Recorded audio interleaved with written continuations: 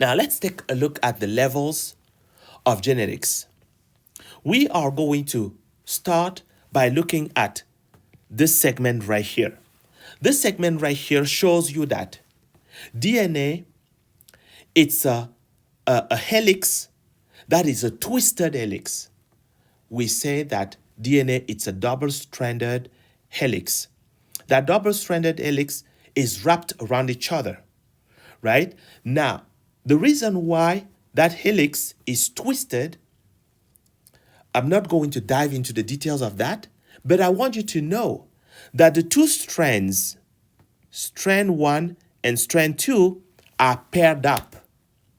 They are paired up together because the nucleotides, thymine and adenine, are paired with each other, while cytosine and guanine are paired with each other.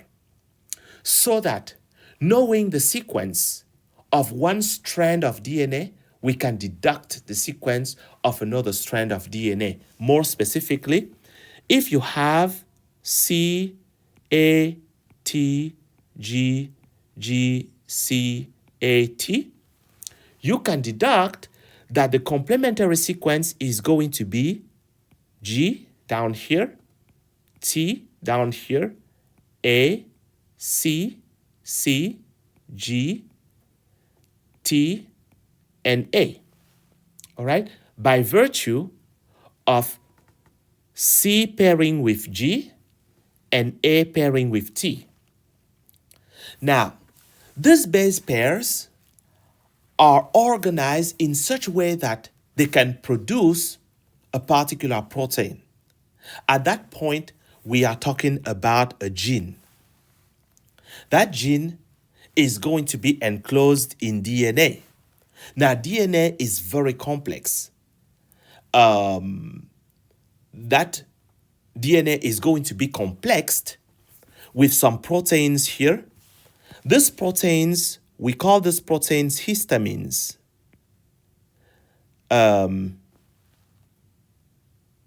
I'm sorry, not histamine, but histones. I'm sorry, histones. There we go.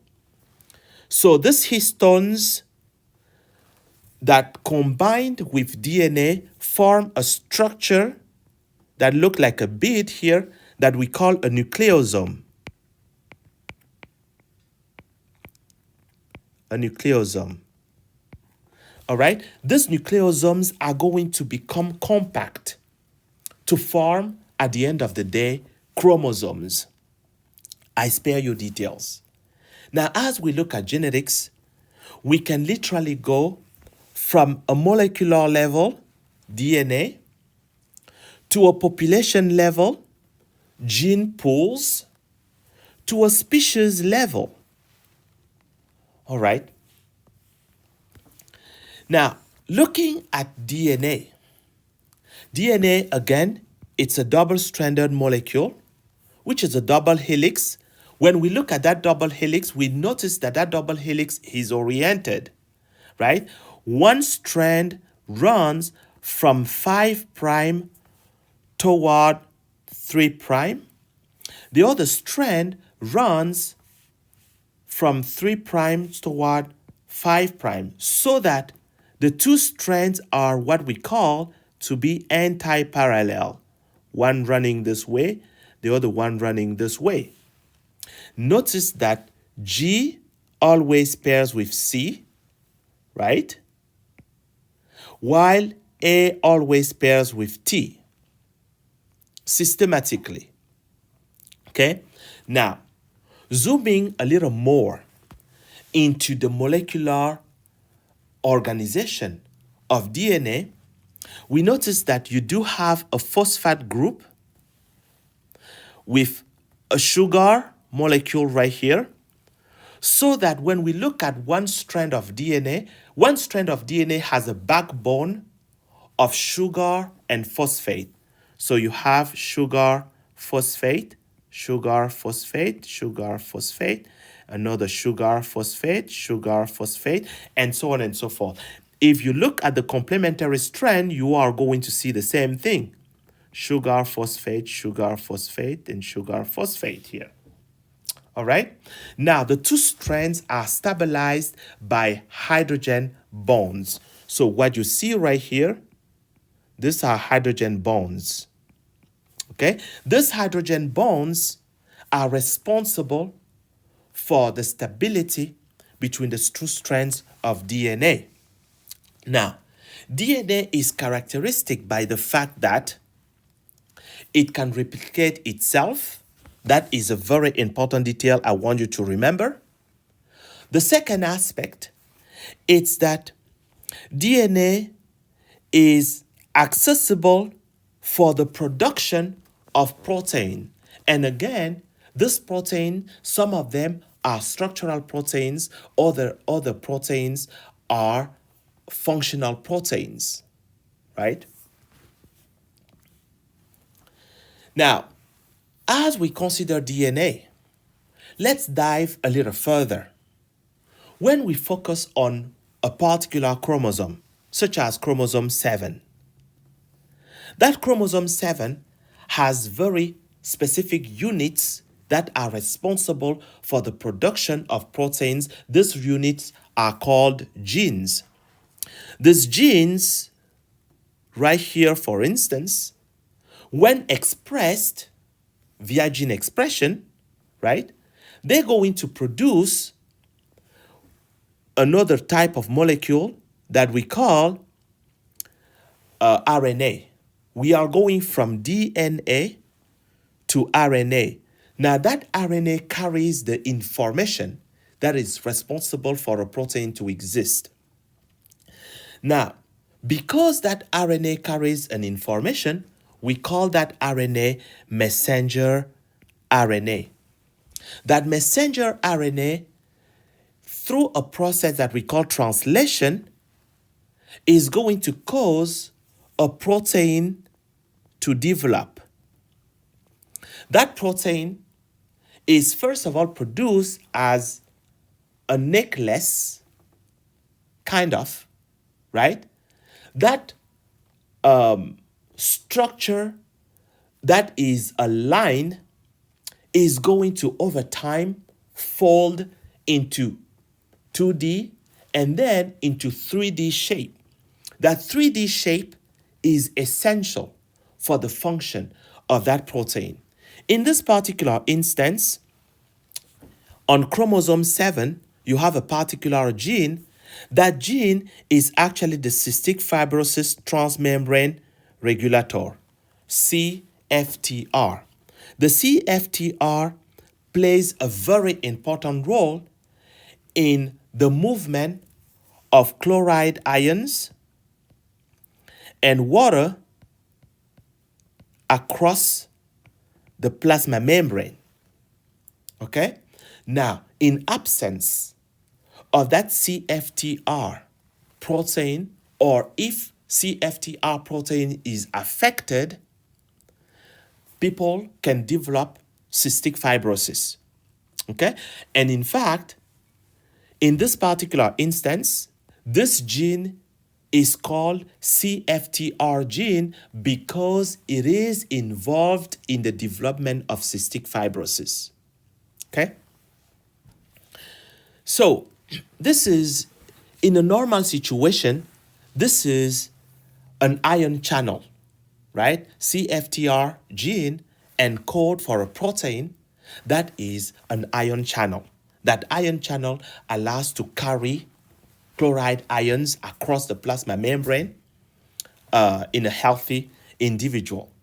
Now, when we consider the genetic information in chromosomes, we look at DNA, some modifications can occur as cells multiply.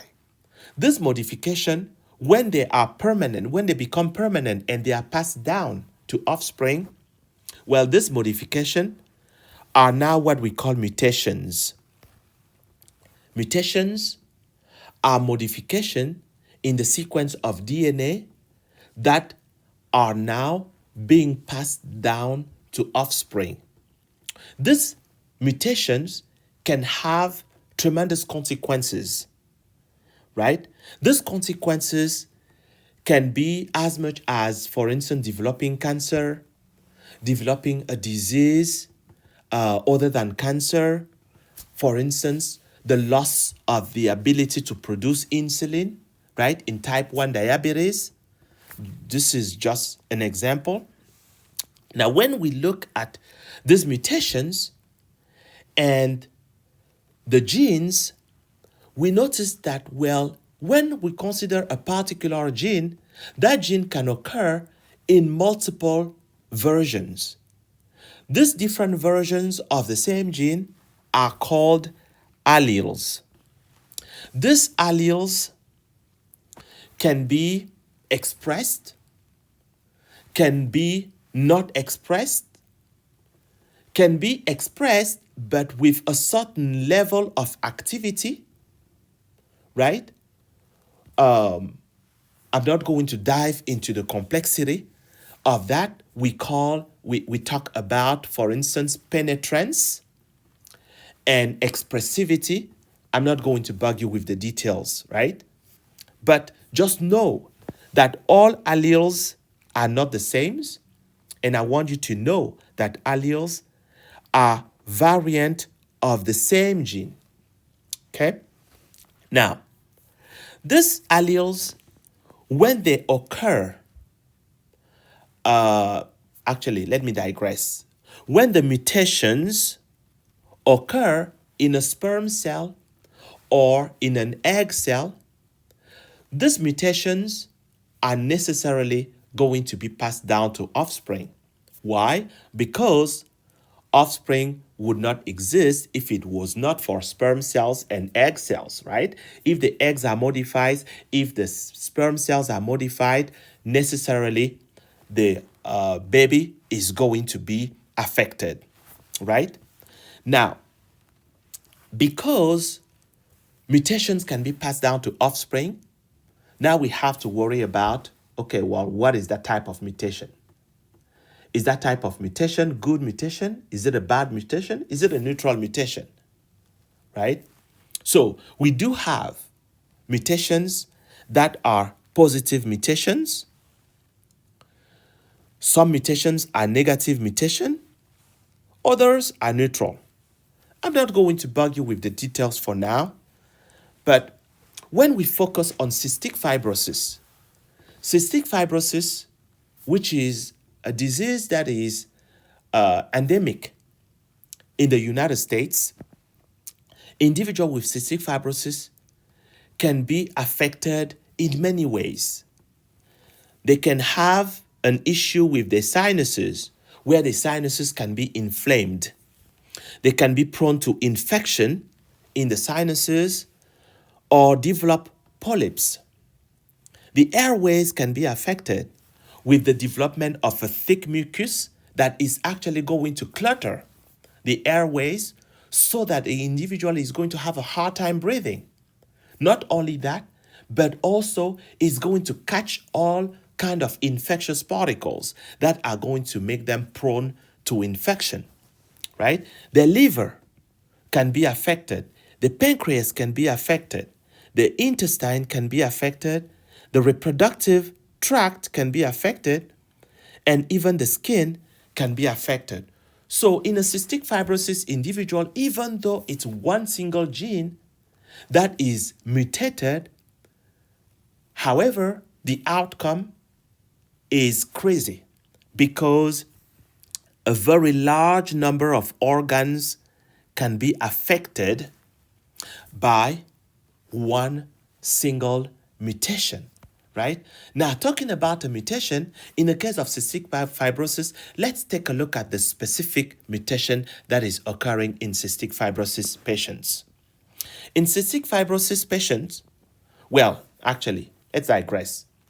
In an individual who does not have a mutation in the CFTR gene, the wild type copy, which is the normal copy, has this sequence CCA.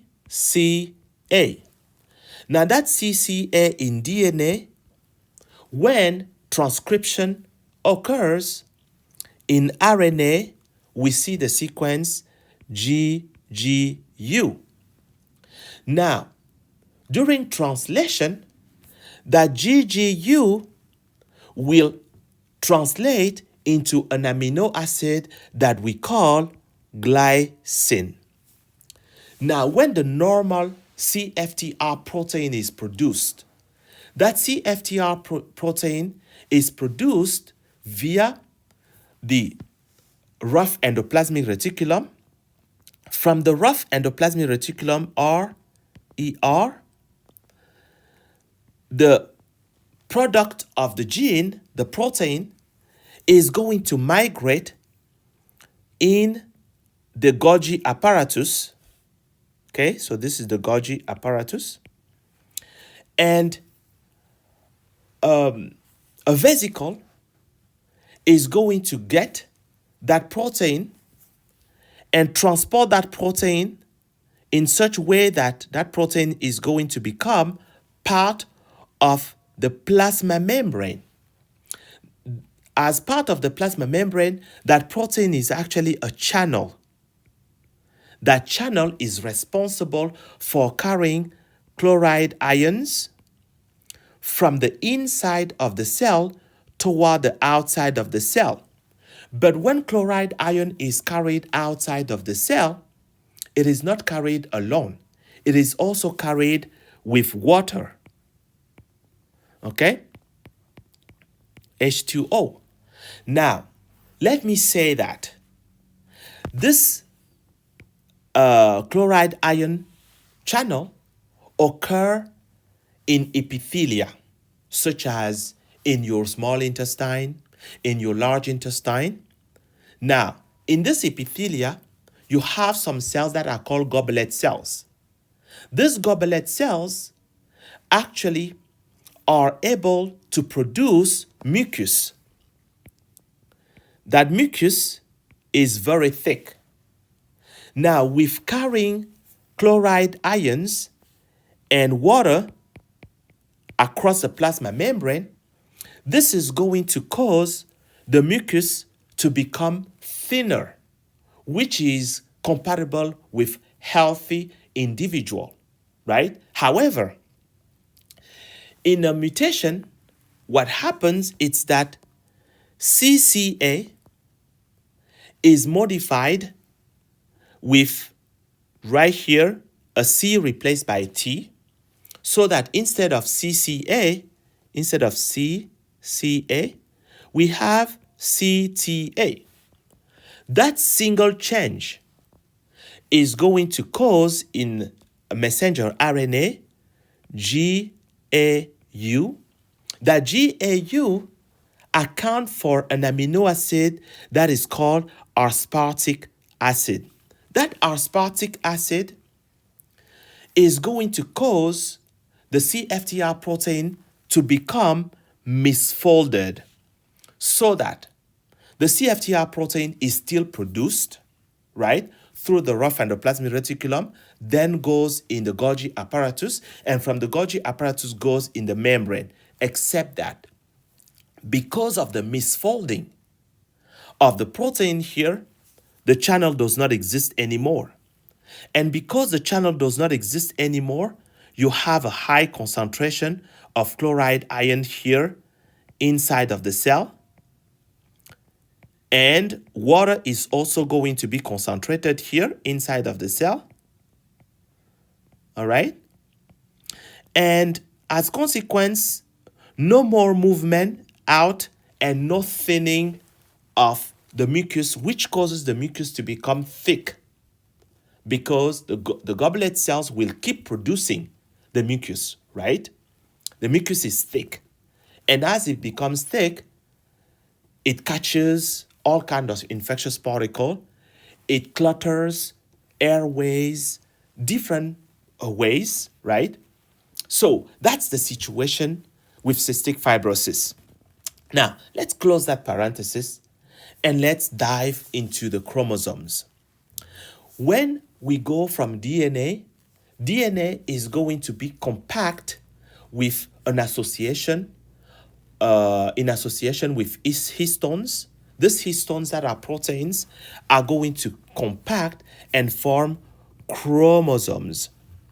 These chromosomes, again, are DNA with proteins called histones. I want you to remember that. Okay? Now, this complexation of DNA and histones is important to actually cause DNA to fit in the nucleus. Now, when we look at humans and the chromosomes that we are made up of, we notice that humans are going to have 23 pairs of chromosomes. Now, we say 23 pairs of chromosomes rather than just simply saying 46 chromosomes because you have two genomes. One you receive from your mom and one you receive from your dad. Each of the genome, 23 chromosomes, combined together has homologous chromosomes, is going to form 23 pairs of chromosomes. Out of these 23 pairs of chromosomes, you have 22 pairs that we call autosomes. These autosomes are chromosomes that do not account for your sex attributes, whether you are a male or a female, right? These 22 pairs of chromosomes do not account for that. However, you're going to have one pair of chromosomes that we call sex chromosomes. These are the two chromosomes that are going to define if you are a male or if you are a female. For female, you're going to have two X chromosomes, while a male is going to have one X chromosome and one Y chromosomes, so that the pair of chromosomes in males are not rigorously homologous if it's not only by function, right? Now, how can we tell how many chromosomes one individual has? Well, there is a particular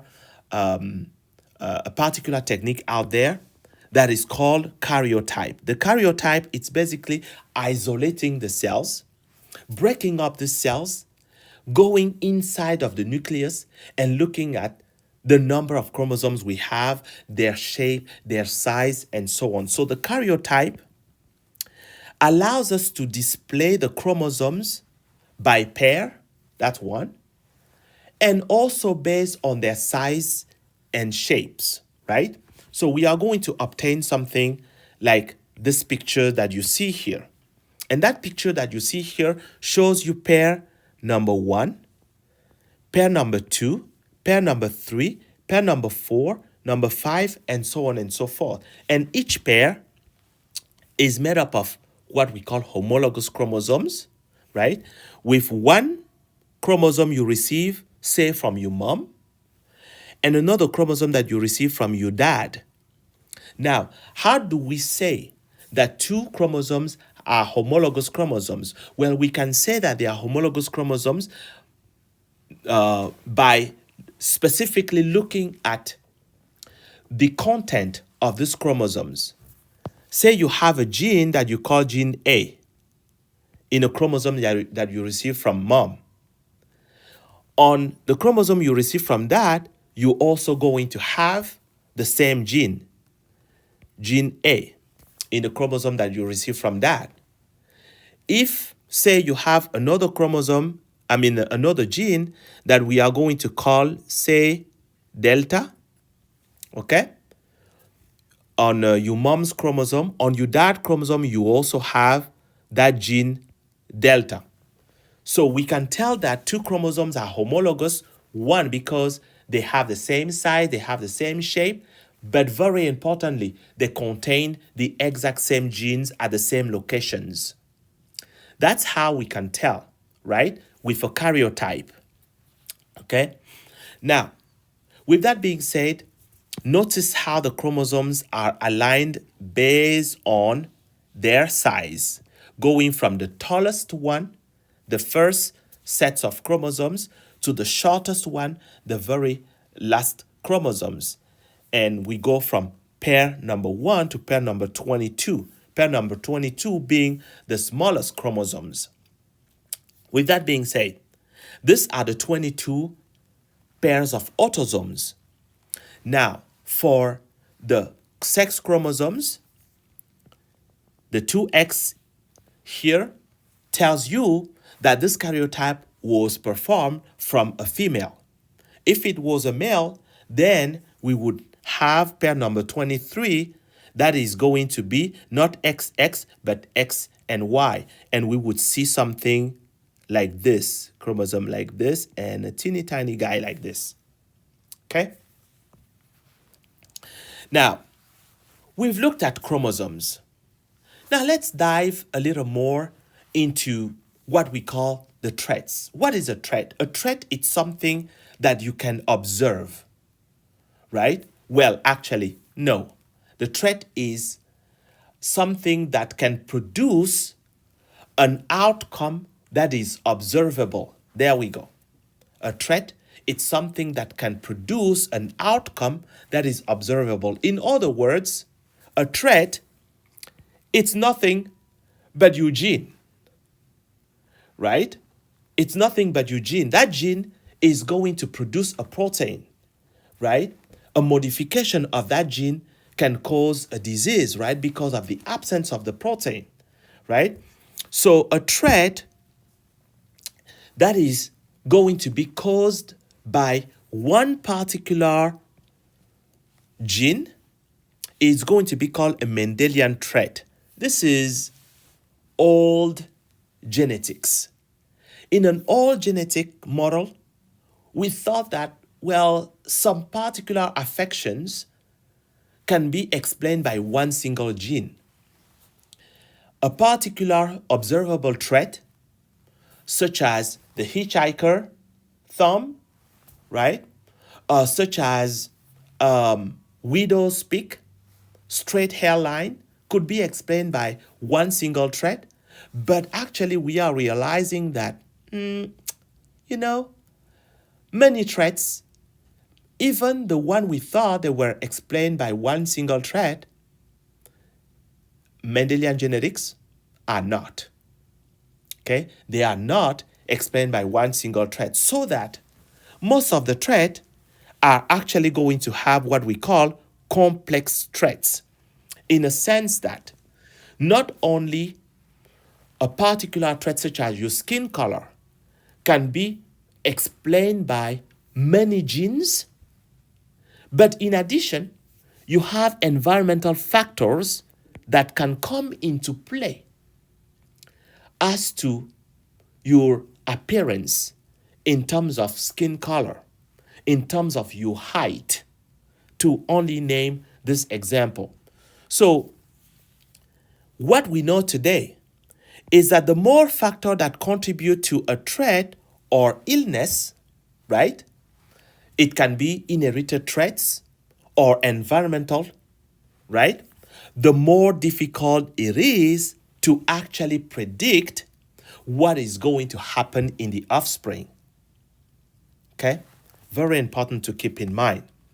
Now, there are some traits that even to this day we still think that they are Mendelian traits, such as polydactyly. Polydactyly, it's when an individual can grow an extra finger in their hands or extra toes in their feet.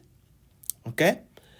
And complex traits are going to be traits that, not one single factor is responsible for it, but multiple factors.